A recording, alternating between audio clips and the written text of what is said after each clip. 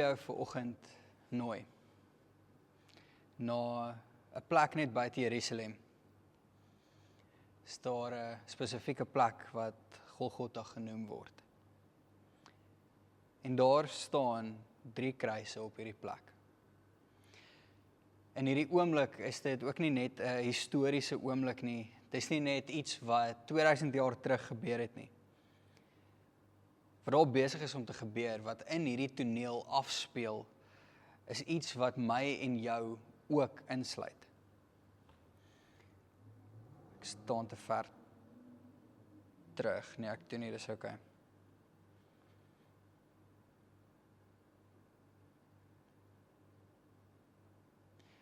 Want as jy daardie dag daar gestaan het, dan sou jy nie net 'n toeskouer gewees het nie. Jy sou gekonfronteer word met 'n keuse om te maak.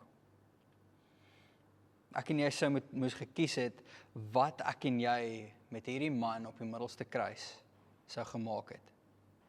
En die waarheid is dat ek en jy vandag nog steeds dieselfde keuse, dieselfde besluit moet maak. Sien hierdie 3 kruise wat op daai koppie, op daai berg, op daai heuwel staan. Elkeen van hulle is eintlik sy eie storie. En vanoggend gaan ons by hierdie 3 kruise, by hierdie eenvoudige storie 'n bietjie stil staan. Die eerste kruis is die kruis van verwerping. Lukas 23 vers 39 sê, een van die misdadigers wat daar gehang het hom aanhoudend gelaster en gesê, jy is mos die Christus, of hoe? Red jouself en ons. Ek dink vir 'n oomblik moet ons by hierdie man stil staan. Want hierdie man is ongemaklik eerlik. Hy is in pyn, hy is besig om te sterf. Hy het niks meer oor nie. En tog in sy laaste oomblik probeer hy beheer neem. Hy kyk na Jesus en sy reaksie is u nie die Christus nie? Is u nie die Messias wat almal van gepraat het nie? As jy was, kom. Red jouself en red sommer ons ook saam met dit. Dink as ons na hierdie woorde gaan luister, sê dit iets van die hart wat agter dit was. Want hierdie man sê nie vir Jesus, kom red my van my sonde nie. Wat hy vir Jesus eintlik sê is, kom red my van my situasie. En ek dink dis die lyn wat ek en jy so gereeld mis, maar wat ons nodig het om te hoor vanoggend. Sien, hy wil hê Jesus moet hom red, maar hy wil nie hê Jesus moet sy Here wees nie. En as ons eerlik is dit nie net sy probleem nie. So gereeld in my en jou lewe is dit ons probleem ook. Want hoeveel keer kom ek en jy na die Here toe en ons doen dit op ons terme. Here, ek het U nodig, maar net hier. Here, help my, maar moenie aan hierdie deel van my lewe raak nie. Here, red my, maar asseblief moet my net nie verander nie. Here, kom tree in my lewe, maar moet net nie raak aan daai gedeelte van my lewe wat ek nie bereid is om op te gee nie. Ons wil so gereeld hê dat Jesus moet kom ingryp, maar ons is nie bereid dat hy in my en jou lewe moet kom oorgee nie. Ons wil hê hy moet kom herstel in ons lewens, maar tog wil ons nie hê dat hy moet regeer nie. Ons wil hê hy moet ons red van pyn, maar ons wil nie hê dat hy ons moet wegvat van ons sondes nie. En hierdie man wys vir ons eenvoudiglik hoe gevaarlik dit is. Want ek en jy kan in pyn wees. Ons kan naby Jesus wees, ons kan met hom praat, maar nog steeds nie aan hom behoort nie. Sien, hierdie man hang aan hierdie kruis, reg langs Jesus. Hy praat fisies met Jesus, maar hy buig nie voor hom nie. Hy vra vir Jesus om iets te kom doen in sy lewe, maar tog vertrou hy nie vir Jesus nie. Hy erken nie wie Jesus werklik is nie. En dis hierdie hart van verwerping. Dit is nie om Jesus openlik te haat nie, maar om hom te wil gebruik, sonder om hom regtig waar te volg. En dalk moet ek en jy vandag vra, is daar dalk dele van my en jou lewe waar ons wil hê dat Jesus moet kom redder wees, maar ons is nie bereid om hom toe te laat, om ons Here te wees nie. Dalk is dit vanoggend jou finansies, jou verhoudings, jou prioriteite, jou gewoontes. Elkeen van ons het iets. Sien, die gevaar is, ek en jy kan baie naby aan die kruis wees en nog steeds die prys mis wat betaal word. Hierdie man het reg langs Jesus gehang en tog het hy Jesus verloor. Hierdie man sterf meters van Jesus af, maar tog sonder hom. Sien, die tweede kruis is 'n draai oomblik. Lukas 23 vers 40 tot 41 sê, maar die ander skelm het gesê, hy moet stil bly. Hy het gesê, is jy nie bang vir God nie? Want hulle straf jou soos hulle vir Jesus straf. Dis reg dat hulle ons straf, want ons het verkeerde dinge gedoen. Maar Jesus het niks verkeerd gedoen nie. Sien, hier begin iets sag te word. Hierdie man is nie beter nie. Hy is nie minder skuldig nie, maar in hierdie oomblik is daar iets binne in hom wat besig is om te verander. Hy hou op kyk na sy omstandighede en hy begin kyk na wat in sy eie hart besig is om te gebeur.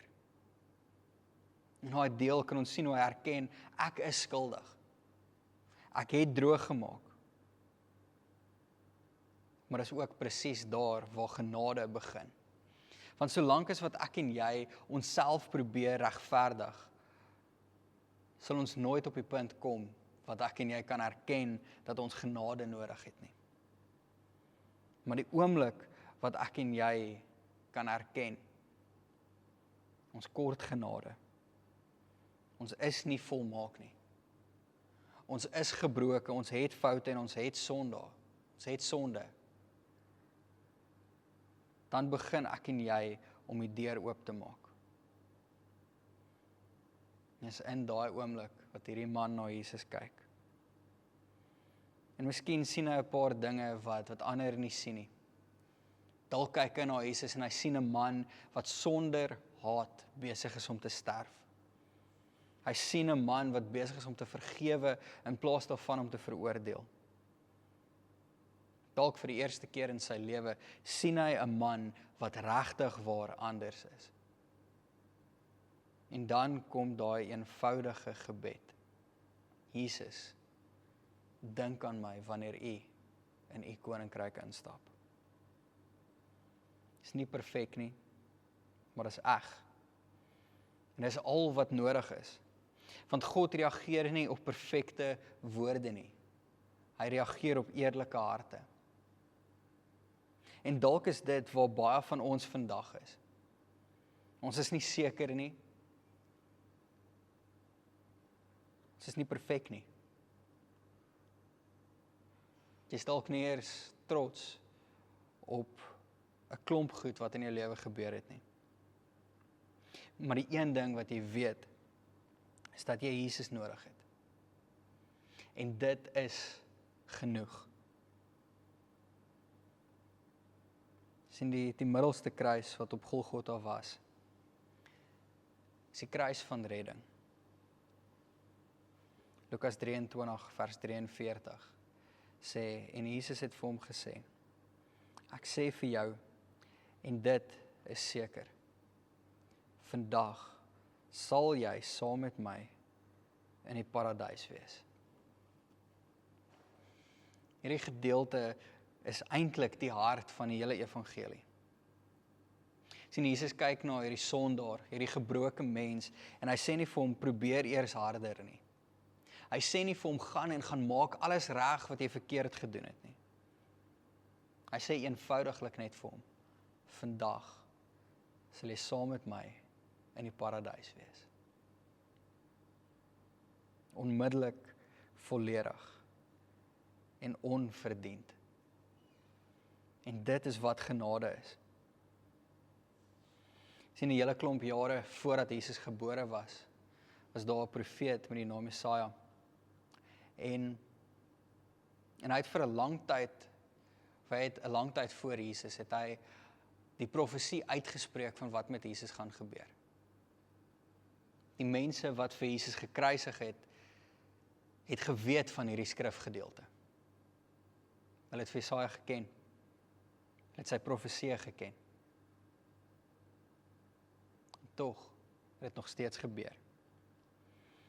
Jesaja 53 vers 5 sê ja, dit is ons wat opstandig was, maar hulle het hom met 'n spies gesteek. Dit is ons wat verkeerd gedoen het, maar hulle het hom stikkend geslaan.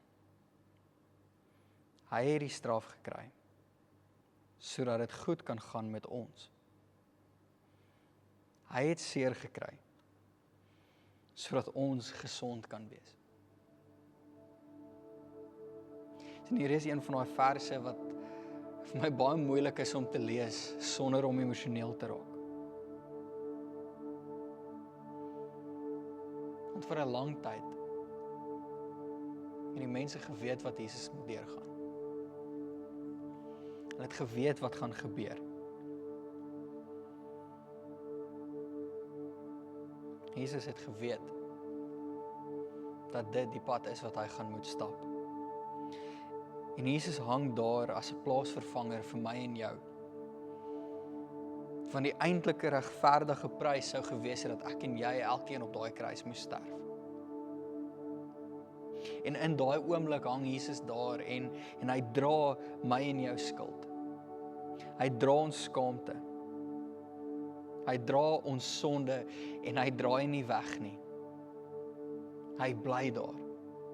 Hy klim nie van die kruis af nie. Hy gee nie op nie. Hy gaan deur dit, sodat ek en jy nie hoef te dra wat ek en jy nooit sal kan dra nie. Sien, die middelste kruis sê eintlik vir die twee manne wat langs hom gehang het, maar ook vir my en jou, dat ek en jy nie onsself kan red nie. Maar ek en jy hoef ook nie. Sien, die werklike verskil tussen hierdie twee mans. Hulle het deur dieselfde pyn gegaan. Hulle het dieselfde Jesus gesien, maar hulle het twee verskillende reaksies op hom gehad. En dit wys vir ons iets wat ek en jy nie kan ignoreer nie. Die belangrikste vraag in my en jou lewe is nie hoe goed is ek of hoe goed is jy nie. Die belangrikste vraag is, wat doen ek en jy met die man op die middelste kruis? Gebruik ons hom? Ignoreer ons hom? Of gee ons regtig waar oor aan hom? En hier is die goeie nuus. Dit is nie te laat nie. Sien, daardie man het in sy laaste oomblikke gedraai na die Here toe en dit was genoeg. Dit beteken vir my en jou dat dit nie saak maak hoe ver ek en jy van die pad af gegaan het nie. Dit maak nie saak wat ek en jy gedoen het nie, as ek en jy terugdraai na Jesus toe. Selfs al is dit in ons laaste oomblikke, is daar genade.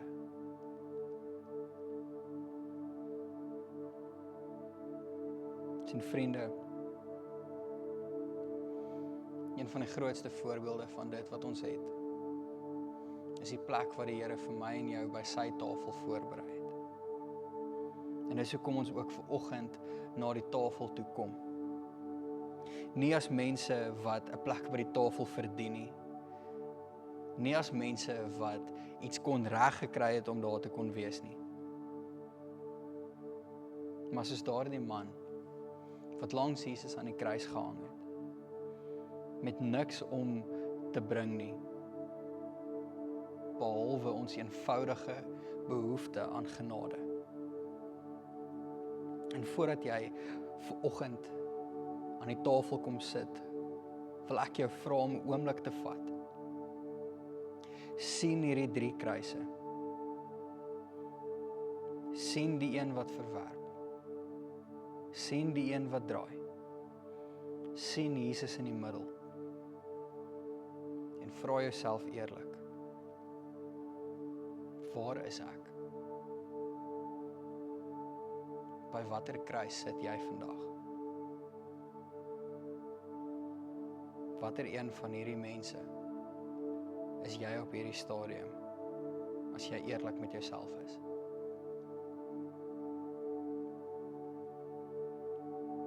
Vriende, voordat ons die nagmaal gaan gebruik, wil ek weer Jesaja 53 lees. Ja, dit is ons wat opstandig was, maar hulle het hom met 'n spies gesteek. Dit is ons wat verkeerd gedoen het, maar hulle het hom stikkend geslaan. Hy het die straf gekry, sodat dit goed kan gaan met ons. Hy het seer gekry, sodat ons gesond kan wees. Vriende, op die heuwel het daar 3 kruise gestaan. Een wys vir ons hoe maklik dit is om Jesus te mis, selfs wanneer hy reg voor jou is.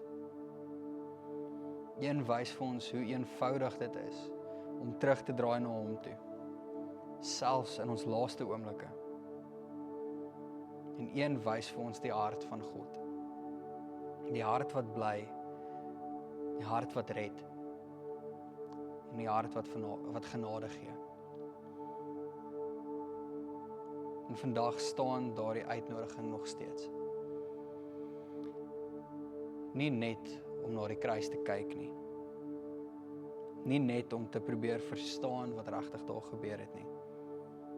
Maar om te kies, watter kant van die kruis gaan ek en jy vandag staan?